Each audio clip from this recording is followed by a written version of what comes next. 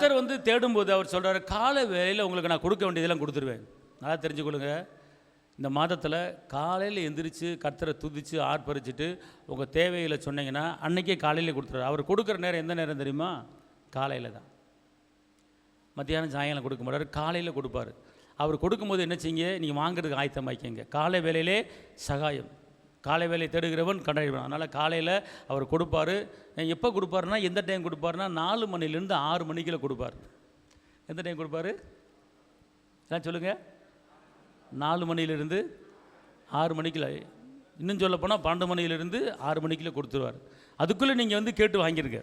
அல்லேலூயா. நீங்கள் வந்து 8 மணிக்கு ஆண்டவரே ஆண்டவரே கத்தினாலும் நாளைக்கு வா, நாளைக்கு தரேன், நாளைக்கு தரேன்.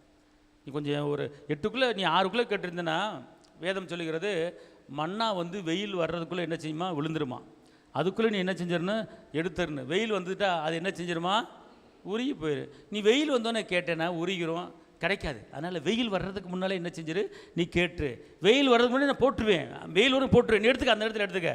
நீ பாட்டுக்கு 8 மணிக்கு ஹாயாக தூங்கிட்டு 8 மணிக்கு ஆண்டவரே ஆண்டவர் அப்படின்னா சரி, நாளைக்கு தாமா இன்றைக்கில் முடிஞ்சுமா அப்படின்ட்டுருவாங்க.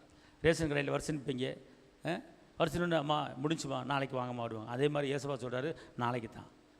அல்லேலூயா. அதனால் 6 மணிக்குள்ளே பெற்றுக்கொள்ளுங்கள். ஆமேன். அல்லேலூயா. அப்போ இது என்ன அர்த்தம்? 6 மணிக்குள்ளே ஜெபிச்சு 6 மணிக்குள்ளே துதிச்சு 6 மணிக்குள்ளே எல்லாத்தையும் என்ன செய்யுங்க? வாங்கிடுங்க.